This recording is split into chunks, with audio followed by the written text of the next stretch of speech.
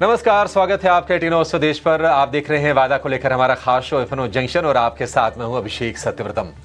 बाजार में आज हम फिर से कमजोरी देख रहे हैं और पिछले अगर हम 11 सत्र की बात करें तो 11 में से 9 सत्र में बाजार में वीकनेस हो चुकी है।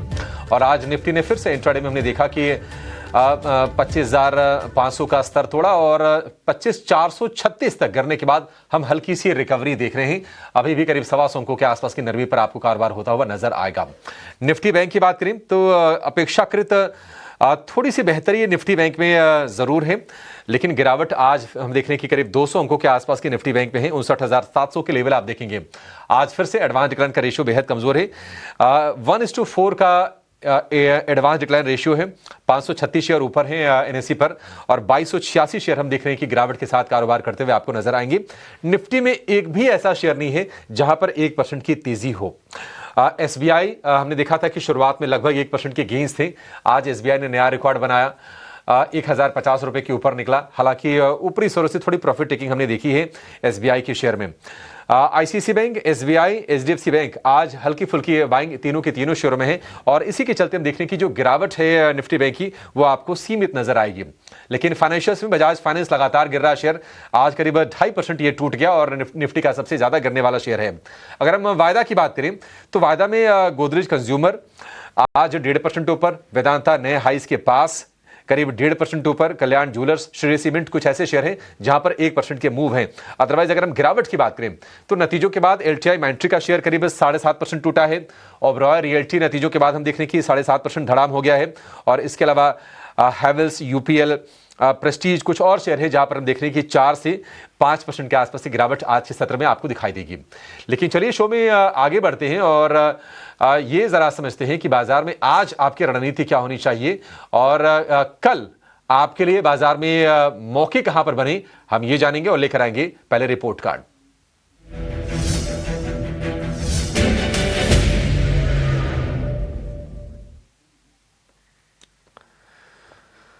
तो एक बार जरा रिपोर्ट कार्ड लेकर आइए और सामने देखते हैं कि कल के वीक मार्केट में भी आपकी कमाई कहां पर हुई है। तो पीबी फिनटेक हमने देखा कि ये शेयर गिरावट का शिकार हो रहा था, लेकिन कल इसमें गिरावट थमी थी और अजीत से हमने पूछा था कि करना क्या है तो उन्होंने कहा बाइंग कर सकते हैं। करीब 1.5% के आसपास के रिटर्न पीवी फिनटेक में बने।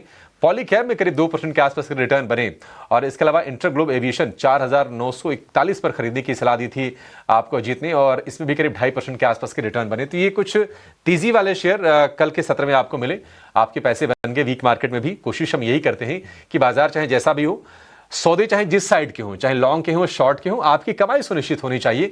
और आज फिर इसी मोटिव से अपने अगले एक्सपर्ट को हम जोड़ेंगे और आज आपकी मदद करने के लिए हमारे साथ जुड़ गए हैं आपके एक्सपर्ट जेएम फाइनेंशियल सर्विसेज के अक्षय भागवत। अक्षय जी, बहुत शुक्रिया आपका समय देने के लिए। स्वागत है आपके टीनो स्वदेश पर। अक्षय जी, लगातार हम देख रहे हैं कि लोअर हाईज लोअर लोज बन रहे हैं बाजार में। लगभग 2-2.5 महीने के निचले स्तर पर निफ्टी फिसल गया है। 25,450 के भी स्तर को आज ब्रेक किया। अगर हम निफ्टी फ्यूचर्स में देखेंगे तो बहुत ही हल्के से प्रीमियम पर कारोबार होता हुआ नजर आ रहा है। क्या इंडिकेशंस मिल रहे हैं इंडेक्स से जी अक्षय जी, और क्या सलाह आप देंगे, क्या ट्रेड लेना है इंडेक्स में? जी गुड मॉर्निंग अभिषेक जी, दर्शकों को नमस्कार। देखिए निफ्टी में जो डेरिवेटिव्स में बिल्डअप मुझे दिख पा रहा है अभी काफी नेगेटिव है। एफआईएस का कंटिन्यूस सेलिंग प्रेशर दिख रहा है। इंडेक्स फ्यूचर सेगमेंट में काफी दिनों से सेलिंग का प्रेशर हावी है। दूसरी बात, मार्केट ब्रेड्थ भी अगर आप देखें तो बहुत सारे स्मॉल और मिड कैप स्पेस में भारी गिरावट हम देख पा रहे हैं। और अब तक कोई ऐसा डेटा पॉइंट नहीं है, क्योंकि टेक्निकली भी अगर आप देखें तो कल के ट्रेडिंग सत्र में 25,700 का जो एक इंपॉर्टेंट लेवल 5-6 दिन से होल्ड कर रहा था उसको भी ब्रीच करा है। आज निफ्टी की वीकली एक्सपायरी है और कहीं ना कहीं हल्का सा सपोर्ट आपका 25,450 के स्तर पे है, क्योंकि एक हल्का सा स्विंग लो का रिकवरी हमने 3-4 ट्रेडिंग सत्र पहले इस लेवल से देखा था। पर ओवरऑल नेगेटिव जो व्यू है उसके चलते मेरा मानना है कि जब तक निफ्टी 25,600 के नीचे रहेगा एक नेगेटिव आउटलुक चलता रहेगा। ये शॉर्ट टर्म के लेवल है और शायद 25,300 ये आपका नेक्स्ट पड़ाव रहेगा नीचे के लेवल जहां पे निफ्टी जल्दी टेस्ट कर सकता है।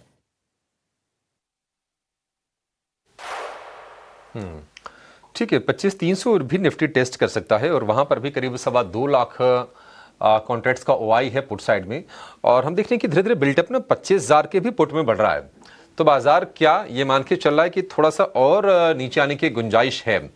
ये आपके लिए रणनीति अक्षय जी की 25,300 के टारगेट के लिए आप यहाँ पर ट्रेड ले सकते हैं। स्टॉप लॉस एक बार फिर से बताएंगे अक्षय जी, स्टॉप लॉस क्या होगा? 450 का करीबन भाव है, तो आपको इस शॉर्टिंग के पोजीशन में अगर आप शॉर्ट कर रहे हो निफ्टी, ये स्पॉट के लेवल दिए थे मैंने, पर करीबन यहाँ से आपको 625 25625 के ऊपर स्पॉट बेसिस पे एक स्टॉप लॉस बना के चलना है। ठीक है, 25,625। अभी तो आप देखिए 25,450 के आसपास निफ्टी है ही, तो 25,625 का आप स्टॉप लॉस लगा लीजिए। और देखिए कल के सत्र का अगर आपको याद होगा तो हम मतलब ये कोई ना रॉकेट साइंस नहीं है। ऑप्शंस के और फ्यूचर्स के लेवल को रीड करना बेसिक लेवल पर, बाकी तो हमारे एक्सपर्ट्स हमारे साथ हैं आपको मदद करने के लिए। कल साफ तौर पर दिख रहा था कि 25,600 और 25,800 एक हर्डल है बाजार के लिए, और 25,800 कल भी हमने देखा कि एक बड़ा मजबूत रेजिस्टेंस बाजार के लिए बना रहा, और 25,600 से रिवर्सल आ गया बाजार में, और आज हम फिर से देख रहे हैं कि करीब 125 अंकों के आसपास की गिरावट आ गई निफ्टी में। तो ये रणनीति आपके लिए 25,300 के लिए बाजार कहीं ना कहीं अपने आप को प्रिपेयर करता हुआ दिखाई दे रहा है, और ये चीजें साफ तौर पर दिखाई देंगी आपको निफ्टी के ऑप्शंस चेन से। चलिए, ये तो इंडेक्स की रणनीति होगी। अक्षय जी, आप जरा ये बता दीजिए कि फिर स्टॉक्स में आपके हिसाब से कहां पर मौके हैं, और क्या शॉर्ट साइड के ही सौदे आप लेकर आए हैं या फिर कुछ लॉन्ग करने की आप सलाह देंगे? देखिए, मार्केट ब्रेड्थ काफी नेगेटिव है, तो अगर आप डेरिवेटिव्स ट्रेडिंग कर रहे हो तो शॉर्ट में एक्सपोजर होना बहुत जरूरी है। तो यहाँ पे आज के ट्रेडिंग के लिए हमने एक लॉन्ग और शॉर्ट कैंडिडेट दोनों चुना है। तो जो शॉर्टिंग की तरफ स्टॉक चुना है वो है गोदरेज प्रॉपर्टीज। रियल्टी स्पेस में काफी भारी सेलिंग का प्रेशर हावी है, और टेक्निकली गोदरेज प्रॉपर्टीज ने कल के ट्रेडिंग सत्र में एक नेगेटिव ब्रेकडाउन प्राइस चार्ट्स पे दिखाया था, और उसका आज फॉलो अप मूव आप देख पा रहे हो, जिसके चलते मेरा एक्सपेक्टेशन है कि 1687 और 1671 ये दो पोटेंशियल डाउनसाइड टारगेट्स जल्दी आपको इस स्टॉक में दिख सकते हैं। इस शॉर्टिंग पोजीशन पे आपको स्टॉप लॉस बनाना है 1827 का। स्पॉट लेवल्स पे मैंने ये आपको लेवल्स दिए हैं। दूसरा जो एक स्ट्रॉन्ग कैंडिडेट अगर आपको चुनना है निफ्टी में, तो सामने बजट भी है, तो कहीं ना कहीं एनटीपीसी एक स्टॉक है जहां पे मुझे लग रहा है कि एक ट्रेडिंग का अब या शॉर्ट टर्म के लिहाज से अभी भी एक पॉजिटिव रुख स्टॉक में बना हुआ है। हालांकि आज करीबन 0.5% ऊपर है, टेक्निकली काफी मजबूत दिख पा रहा है ये स्टॉक, और मेरा मानना है कि 357 और 362 के टारगेट्स इसमें करंट टेक्निकल स्ट्रक्चर से बनता हुआ दिख रहा है। तो एनटीपीसी के लॉन्ग पोजीशंस में 335 का आपको एक ट्रेडिंग स्टॉप लॉस बना के इसे बाय करना है। ठीक है, तो एक लॉन्ग है, एक शॉर्ट है, और एनटीपीसी के लिए टारगेट 357, 362 का, 335 रुपए का आपको स्टॉप लॉस लगा के चलना है।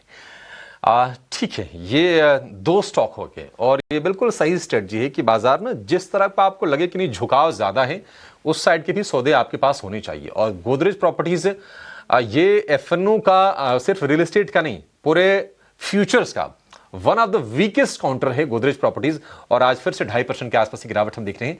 1750 रुपए के भाव हैं, 1687 और 1671 रुपए के टारगेट आपके लिए बन जाएंगे। 1827 रुपए का आपको स्टॉप लॉस लगा के इसको ट्रेड करना है। तो एक लॉन्ग एक शॉर्ट, लेकिन इतने से काम तो बनेगा नहीं, कुछ और भी शेयर जरा समझते हैं अक्षय जी से। और बाजार में आज कहां पर लॉन्ग बिल्डअप हो रहे हैं, कहां पर शॉर्ट कवरिंग के चलते तेजी हो रही है। हालांकि देखिए मार्केट ब्रेथ बहुत ही वीक है, तो आपको ना तेजी वाले शेयर खोजने में ना बड़ी सावधानी बरतनी पड़ेगी। फिर भी चलिए शुरुआत कर लेते हैं, और सबसे पहले लेकर आएंगे वो शेयर जहां पर आज हो रही है ताजा खरीदारी, यानी कि फ्रेश लॉन्ग बिल्डअप।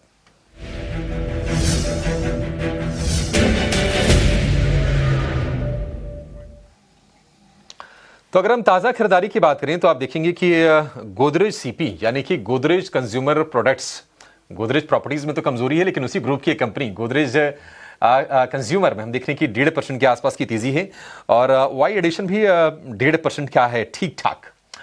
1248 रुपए के भाव। डालमिया भारत में देख रहे हैं कि आज बाइंग हो रही है, और सीमेंट में आप देखेंगे कि सिलेक्टिवली आपको बाइंग के मौके दिखाई देंगे। 2.5% ऊपर ये शेयर है। LIC में थोड़ी सी बाइंग आ रही है 1% के आसपास की। उसके अलावा श्री सीमेंट, देखिए सीमेंट में ना आपको कई सारे ऐसे काउंटर नजर आ जाएंगे। श्री सीमेंट की बात करें तो इसमें भी कोई वाई एडिशन तो खास नहीं है, बट इसमें बाइंग हो रही है।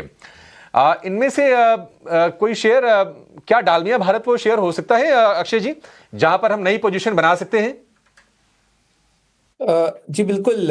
फिलहाल जिस तरीके का ओआई का बढ़त हम देख पा रहे हैं 2.5% की, स्टॉक में एक रेंज का रेजिस्टेंस जो था करीबन 2175 का, उसे प्राइस वॉल्यूम ब्रेकआउट हम अभी देख पा रहे हैं। ओआई का भी पॉजिटिव एडिशंस बन पा रहे हैं, तो क्लियर है बहुत लॉन्ग एडिशंस इस पॉजिटिव प्राइस मूव में आप दालमिया भारत में बनते हुए दिख रहे हैं। तो ट्रेडिंग के लिहाज से बिल्कुल एक पॉजिटिव शॉर्ट टर्म आउटलुक है दालमिया भारत में। और करंट टेक्निकल स्ट्रक्चर से पॉसिबली 2300 या 2315 ये अपसाइड टारगेट के प्रोजेक्शंस बन पा रहे हैं इस स्टॉक में। तो आपको इसे बाय करना है for 2300 targets with stop loss of 2150। ठीक है, 2300 के टारगेट 2150 ये होगा आपके लिए स्टॉप लॉस का लेवल डालमिया भारत। देखिए, सीमेंट काउंटर्स में तेजी की वजह यह है कि क्वार्टर 3 और क्वार्टर 4 ये इनके लिए एक बढ़िया तिमाही साबित होते हैं, क्योंकि कंस्ट्रक्शन एक्टिविटीज़ वगैरह अपनी पीक पर होती हैं और प्राइसेस भी हम देख रहे हैं कि बढ़ रहे हैं। एक रिपोर्ट भी आई थी, मुझे याद है एमके की, और डालमिया भारत के लिए डिसेंट अपसाइड वो सजेस्ट कर रहे थे। कुछ और शेयर जरा समझते हैं जहां पर आपके लिए पैसे बन सकते हैं। हालांकि आज ना मतलब थोड़े से ना सीमित आपको मौके मिलेंगे। एक राय मैं जरा ना कोटक महिंद्रा बैंक पर लेना चाहूंगा। अक्षय जी, कोटक महिंद्रा बैंक कैसा लग रहा है आपको? क्या इसमें पैसे बनाने के मौके होंगे? जी देखिए, कोटक महिंद्रा का मेरे हिसाब से स्टॉक स्प्लिट हुआ था 4 से 5 ट्रेडिंग सेशन पहले। उसके कॉर्पोरेट एक्शन के चलते स्टॉक में एक थोड़ी सी हमने एक सबड्यूड ट्रेडिंग एक्शन देखी।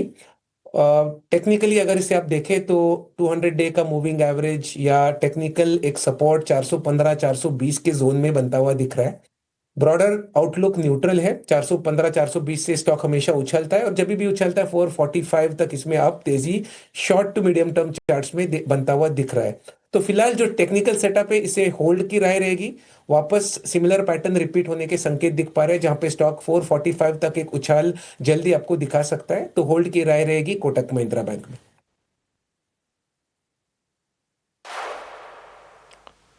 ठीक है, होल्ड की राय है कोटक महिंद्रा बैंक में। अगर हम शॉर्ट कवरिंग की बात करें तो आज हम देख रहे हैं कि एलआईसी में थोड़ी बहुत शॉर्ट कवरिंग हो रही है। लेकिन छोड़ देते हैं इसको, कुछ और शेयर जरा समझने की कोशिश करते हैं। एनटीपीसी का नाम तो ले लिया, एनटीपीसी बड़ा बढ़िया शेयर है, ये दिख भी रहा है। कल्याण ज्वेलर्स पर आपसे अक्षय जी व्यू चाहिए। कल्याण ज्वेलर्स कैसा लग रहा है आपको?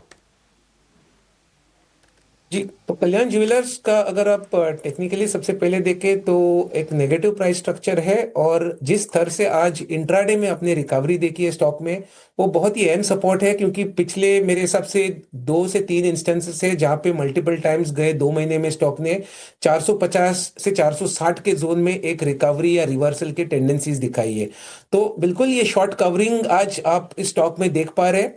और एक ट्रेडिंग के रिस्क रिवॉर्ड का जो एक सेटअप जो ट्रेडर ढूंढता है, बहुत ही एक perfect short term trading setup इस स्टॉक में बन पा रहा है, जिसमें शॉर्ट कवरिंग के चलते अगर ये कंटिन्यू हो जाए तो एक हल्की सी रिकवरी आप देख पाएंगे स्टॉक में वापस 480 या 500 तक। तो शॉर्ट कवरिंग के लिए आप 500 तक एक रिकवरी या पुल बैक रैली एक्सपेक्ट करें। और अगर आप लॉन्ग कर रहे हो या आपका पोजीशन इसमें ऑलरेडी बाइंग का बना हुआ है, तो स्ट्रिक्ट स्टॉप लॉस आपको 437 का इसमें बना के होल्ड करना है।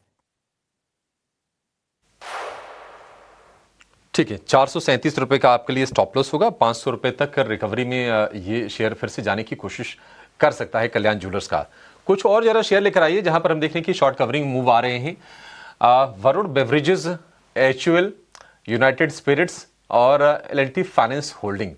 तो ये कंजम्पशन वाले जो शेयर्स हैं ना, वहां पर आपको कुछ कुछ ग्रीन शूट्स नजर आएंगे। वरुण बेवरेजेस 2 दिन गिरा था, आज थोड़ी बहुत बाइंग हो रही है।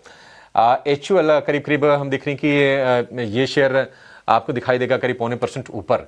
लेकिन बढ़िया शॉर्ट कवरिंग देखिए, कल थोड़े बहुत शॉर्ट्स बने थे वेदांता के शेयर में, और आज पूरी पूरी कवरिंग आ गई वेदांता में, और आज फिर से फ्रेश आई के आसपास है वेदांता का शेयर। वेदांता को लेकर अक्षय जी आपका व्यू? जी, तो मेटल्स में अब देखें तो एक तरफा तेजी बनी है। और अगर मेटल्स पैक में जिस स्टॉक को फ्यूचर्स एंड ऑप्शंस में एक्सपोजर है, तो वेदांता में एक तरफा रैली हमने बनता हुआ दिखा है।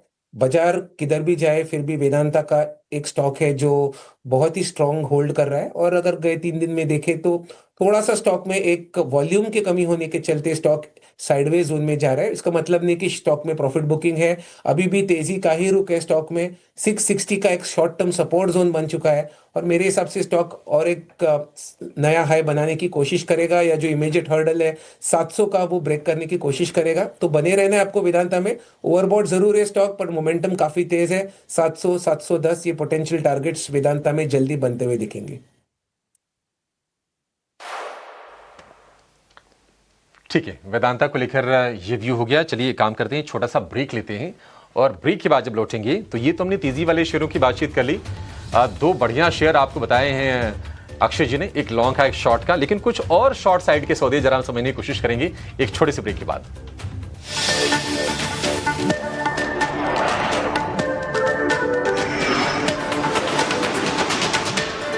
Presented by Canara Bank. Together we can. Presented by Canara Bank. Together we can. ET now स्वदेश बजट यात्रा, जाने देश चाहता क्या है बजट से लोगों की अपेक्षाएं। स्वदेश बनेगा छोटे बड़े उद्यमियों कामगारों की आवाज। महंगे कर्ज की दिक्कत, कंप्लायंस की उलझन। कल कारखानों से बजट पर चर्चा, किस तरह के रिफॉर्म से मिलेगी इकोनॉमी को रफ्तार। प्री बजट कवरेज देखे सिर्फ ईटी नाउ स्वदेश पर। बजट यात्रा सोमवार से शुक्रवार 4:30 बजे और रात 10 बजे।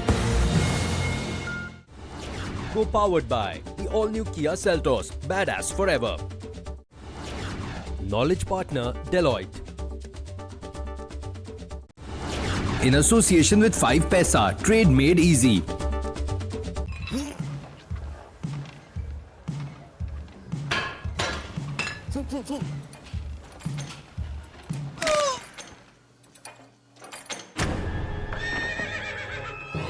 लूजर। लाइफ हो या इन्वेस्टिंग, ओवर कॉन्फिडेंस से नुकसान भी हो सकता है। म्यूचुअल फंड अपनाओ और थोड़ी हेवी लिफ्टिंग एक्सपर्ट्स को भी करने दो। म्यूचुअल फंड निवेश बाजार जोखिमों के अधीन है। योजना से संबंधित सभी दस्तावेजों को ध्यान से पढ़ें। वर्ल्ड इकोनॉमिक फोरम 2026 में उत्तर प्रदेश स्वच्छ एवं हरित ऊर्जा को एक रणनीतिक फोकस क्षेत्र के रूप में प्रस्तुत कर रहा है, जिसका उद्देश्य है राज्य को स्वच्छ एवं हरित ऊर्जा के क्षेत्र में परिवर्तनकारी शक्ति के रूप में बढ़ावा देना, ताकि आने वाली चुनौतियों का सामना किया जा सके। हम अभी तक ऊर्जा जो भी जला रहे हैं हमारे पास या तो हाइड्रो पावर है या फिर थर्मल पावर है। रिन्यूएबल एनर्जी हमारे पास हम लोगों ने 22,000 मेगावाट बनाने का लक्ष्य रखा है। उत्तर प्रदेश सरकार ने कुल 28 गीगावाट के अक्षय ऊर्जा क्षमता की पहचान की है, जिसमें से सौर ऊर्जा का हिस्सा 22.38 गीगावाट है। इस दिशा में एक महत्वपूर्ण कदम उठाते हुए राज्य सरकार द्वारा हजारों सूर्य मित्रों को कौशल निर्माण कार्यक्रमों के तहत प्रशिक्षण दिया जा रहा है, जो स्थानीय समुदायों को सशक्त बनाएंगे और क्षमता का भी निर्माण करेंगे। इन प्रयासों का एक मुख्य स्तंभ है शहरों को मॉडल सोलर सिटी बनाना, और इसके अलावा 16 नगर निगम शहरों का भी विकास सोलर सिटी के रूप में किया जा रहा है।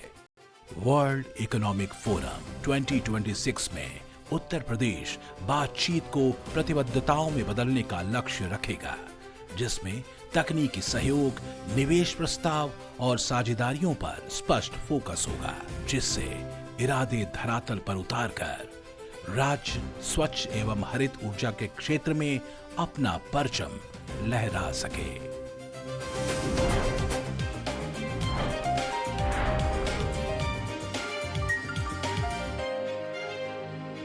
AU सेविंग्स अकाउंट में मिलते हैं amazing benefits, paperless banking and higher interest, वो भी हर महीने। Money money money money every month. सोच बदलो और बैंक भी।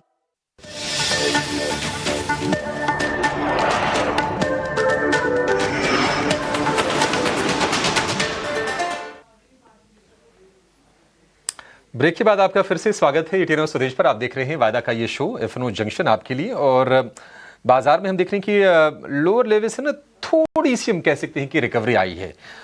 निफ्टी बैंक में रिकवरी थोड़ी ज़्यादा है, गिरावट रह गई है करीब 100 अंकों के आसपास की। और उसकी वजह यह है कि तीन प्रमुख bank HDFC bank, ICICI bank और एसबीआई 0.25% से लेकर आधे % के गेन से, और इसके चलते वहां पर नरमी थोड़ी सी छट रही है। और चूंकि निफ्टी बैंक तो 14 शेयरों का ही इंडेक्स है, लेकिन निफ्टी में वेटेज रखते हैं, थोड़ा बहुत असर इस पर भी डाल रहे हैं। तो लोअर लेवल से निफ्टी की जो रिकवरी है वो लगभग 40-50 अंकों के आसपास की हो गई है। ये तीनों बैंकों के शेयर आपकी स्क्रीन पर दिखाई दे रहे हैं। आगे बढ़ने से पहले अक्षय जी, कोई ट्रेड एचडीएफसी बैंक में, आईसीआईसीआई में आपको बनता हुआ दिख रहा है? जी देखिए, एचडीएफसी बैंक में कंफर्ट ज़्यादा है। मेरे हिसाब से अगर कल नतीजे देखे आप, जो एचडीएफसी बैंक के जो हमने बिफोर मार्केट्स वीकेंड पे देखे थे, वो काफ़ी पॉजिटिव थे। स्टॉक ने अभी तक वो पॉजिटिव रिएक्शन नहीं दिखाया क्योंकि मार्केट का अभी तक नेगेटिव डायरेक्शन था। पर मुझे लगता है कि अगर चॉइस करना हो, आपको बैंकिंग में कोई स्टॉक चुनना हो, तो पॉजिटिव नतीजे, अच्छे टेक्निकल और सपोर्ट से जिस तरह से स्टॉक रिकवर कर रहा है, और जो डेरिवेटिव्स में धीरे धीरे लॉन्ग पोजीशंस के बिल्डअप आप 920-930 से बन पा रहे हो, मुझे लगता है कि आपको एचडीएफसी बैंक करंट रेट से बाय करना चाहिए। स्टॉप लॉस होगा आपका 915, और मैं उम्मीद कर रहा हूं कि जल्दी 950-60 का जो लेवल है शॉर्ट टर्म के ट्रेडिंग के लिहाज से स्टॉक में बनता हुआ दिखेगा। ठीक से 915 पर आप स्टॉप लॉस लगाइए, 950-960 के टारगेट आपको शॉर्ट टर्म में। तो ट्रेडिंग बाउंस के लिए आप चाहें तो यूटिलाइज कर सकते हैं एचडीएफसी बैंक में इस मूव को। लेकिन जरा फटाफट ये भी देख लेते हैं कि आज एफएनओ में ताजा बिकवाली कहां पर हो रही है। स्टॉक सीधे लेकर आइए स्क्रीन पर। लॉरस लैब्स हो गया, बीएचईएल, बजाज फाइनेंस, कोल इंडिया, ये कुछ शेयर हैं जहां पर आज हम देख रहे हैं कि बिकवाली का दबाव है। और जो शेयर ज्यादा गिरे हैं, ओबरॉय रियल्टी, एलटीआई माइंट्री, हैवेल्स, यहां पर भी हम देख रहे हैं कि लगातार पेन है। बजाज फाइनेंस और बीएचईएल, बी लिटर वाले ये दो शेयर, अक्षय जी कहीं पर यहां से भी शॉर्ट कर सकते हैं? ये देखिए, बजाज फाइनेंस में थोड़ा सा सपोर्ट है क्योंकि 200 डे का मूविंग एवरेज अगर आप देखें तो कहीं ना कहीं 940 के आसपास बनता हुआ दिख रहा है। और टेक्निकली भी अगर 5 दिन का आप ट्रेडिंग एक्शन देखें तो मल्टीपल टाइम्स स्टॉक में उस सपोर्ट को होल्ड करा है। तो थोड़ा सा कॉशन है, 940 का लेवल ब्रेक होने दे तभी आप इसे शॉर्ट करने की देखें। तो फिलहाल एक लेवल बेस्ड अप्रोच है बजाज फाइनेंस में शॉर्ट करने के लिए। और भेल, यहाँ पे थोड़ा कंफर्ट ज़्यादा है अगर आपको शॉर्टिंग करना है, पर फिर इसमें भी वही सिमिलर सिचुएशन है। 200 डे का मूविंग एवरेज 250 पे है, हल्की सी रिकवरी है। तो भेल को भी शॉर्ट करना है तो थोड़े से ऊपरी लेवल 260-263 के जोन में अगर आपको मिले तभी आप इसमें शॉर्ट करिए। अब करंट मार्केट पे थोड़ा सा वेट करने की राय रहेगी आपको भेल में शॉर्ट करने के लिए।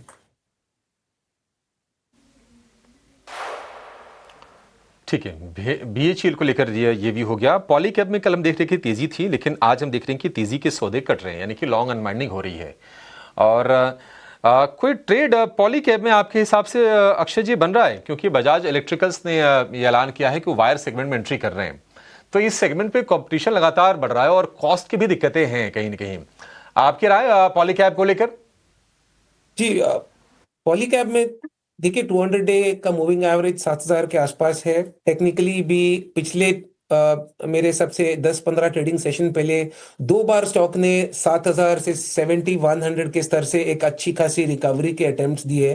तो टेक्निकली कहीं ना कहीं 7000 से 7100 का जो 100 पॉइंट का रेंज है, वहां से बहुत बाइंग डिमांड स्टॉक में शॉर्ट टर्म के ट्रेडिंग के लिहाज से बनता हुआ दिख रहा है। तो मेरे हिसाब से जो करंट मार्केट प्राइस है, शायद और 100 रुपए की डाउनसाइड की गुंजाइश है, वहां से आप रिकवरी अपनी टाइम कर सकते हैं। तो बाइंग का व्यू जरूर है, पर अगर आप माइक्रो लेवल पे टाइमिंग के लेवल्स ढूंढ रहे हो तो 7000 से 7100 का रफ रेंज है जहां पे आपको बाइंग करनी है। पॉलीकैब इंडिया में आपको स्टॉप लॉस बनाना है 6950 का, और उस लेवल से अगर रिकवरी आए पॉलीकैब में तो वापस 7600 या 7700 के शॉर्ट टर्म में टारगेट की आप उम्मीद लेके इसे स्टॉक में बाइंग कर सकते हैं।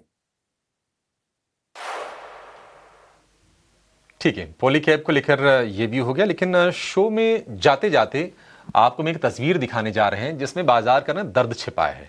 जियोपॉलिटिकल जिस टेंशन की हम बातचीत कर रहे हैं, आप देखिए डोनाल्ड ट्रंप ने अभी अभी अपने social media handle truth social पर पोस्ट की है एक फोटो, और ग्रीनलैंड यूएस टेरिटरी उन्होंने बताया है एस्टैब्लिश्ड 2026, और वहां पर देखिए अमेरिका का झंडा लहराते दिख रहे हैं ये वहां की पहाड़ियों और वहां के बर्फीले इलाके में।